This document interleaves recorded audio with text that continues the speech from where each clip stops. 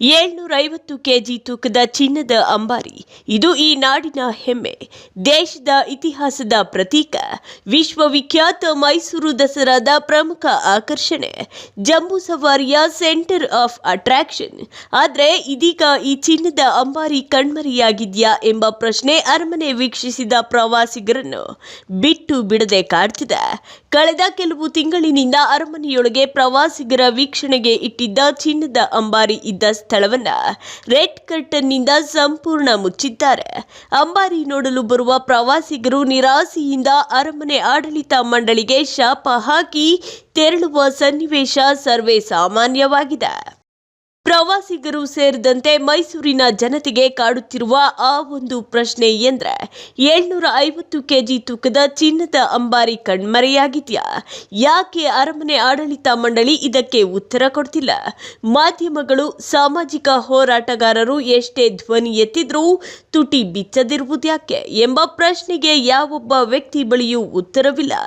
ಯಾಕಂದ್ರೆ ಅರಮನೆ ಆಡಳಿತ ಮಂಡಳಿ ಅಂಬಾರಿ ಇದ್ದ ಸ್ಥಳವನ್ನು ರೆಡ್ ಸ್ಕ್ರೀನ್ನಿಂದ ಕ್ಲೋಸ್ ಮಾಡಿ ಸ್ಪಷ್ಟ ಮತ್ತು ಸತ್ಯವನ್ನ ಯಾರಿಗೂ ತಿಳಿಸಿಲ್ಲ.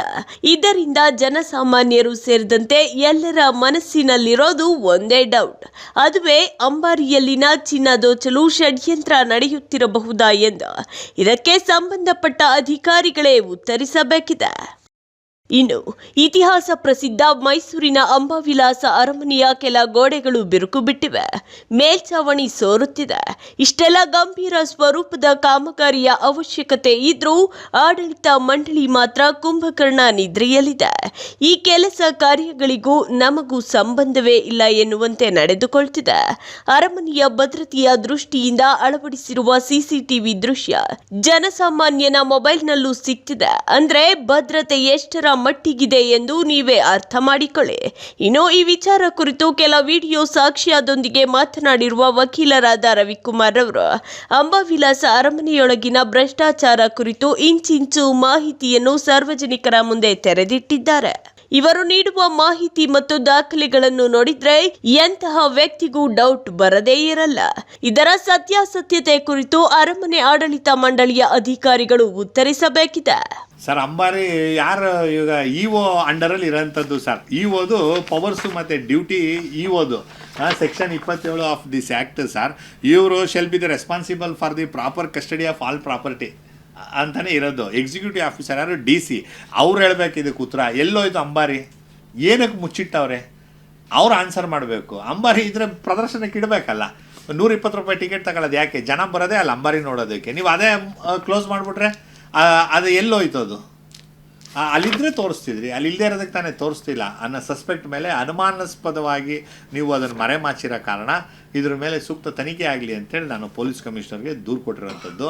ಚೀಫ್ ಸೆಕ್ರೆಟರಿಗೆ ಈ ವಿಚಾರನ ನೀವು ಬೋರ್ಡ್ ರೆಸಲ್ಯೂಷನಲ್ಲಿ ಅಜೆಂಡಾ ಮಾಡಿ ಇದನ್ನು ರೆಸಲ್ಯೂಷನ್ ಪಾಸ್ ಮಾಡಿರಿ ಅಂತೇಳಿ ಚೀಫ್ ಸೆಕ್ರೆಟರಿಗೆ ರಿಕ್ವೆಸ್ಟ್ ಕೊಟ್ಟಿದ್ದೀನಿ ಸರ್. ಅರಮನೆ ಭದ್ರತಾ ಪಡೆ ಕಂಟ್ರೋಲ್ ಒಳಗಡೆ ಈ ಎಂಟೈರ್ ಸೈಬರ್ ವಿಚಾರಗಳು ಇರೋಂಥದ್ದು. ಈ ಭದ್ರತಾ ಪಡೆಯವರು ಈ ಅನುಮಾನಾಸ್ಪದ ವ್ಯಕ್ತಿಗಳ ಮೇಲೆ ಕಂಡಿಡೋಂಥದ್ದು, ಅವ್ರ ತರೋಂಥ ಪದಾರ್ಥದ ಮೇಲೆ ಕಂಡಿಡೋಂಥದ್ದು, ಅವ್ರ ಮೇಲೆ ನಿಗಾ ವಹಿಸೋದಕ್ಕೆ ಸಲುವಾಗಿ CCTV ಇರೋದು.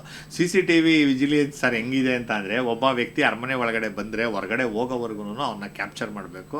ಆ ರೀತಿ ಇಲ್ಲಿ 350-400 CC ಕ್ಯಾಮ್ರಾನ 50-60 ಲಕ್ಷ ರೂಪಾಯಿ ಖರ್ಚು ಮಾಡಿ ಇನ್ಸ್ಟಾಲೇಷನ್ ಮಾಡಿಸಿರೋದು.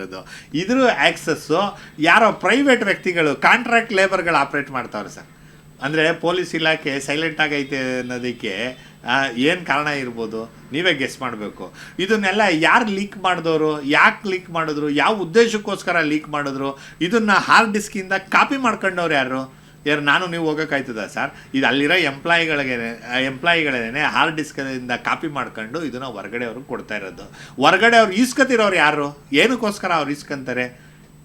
ಇದ್ರ ಅರ್ಥ ಏನು? ಇಲ್ಲಿ ಏನೋ ನಡೀತಾ ಇದೆ ಸರ್. ಇದು ಭಾಳ ದೊಡ್ಡ ವಿಧ್ವಂಸಕ ಕೃತ್ಯ ಮುಂದಿನ ದಿನಗಳಲ್ಲಿ ಆಯ್ತದೆ. ಈಗ ಎಚ್ಚರಿಕೆ ಏನಾದ್ರು ತಗೊಳ್ಳಿಲ್ಲ ಅಂತ ಅಂದರೆ ಮುಂದಿನ ದಿನ ಇವರೆಲ್ಲ ಅನುಭವಿಸ್ತಾರೆ. ಇವ್ರ ಹಣೆ ಬರ ಸರ್ ಇದು.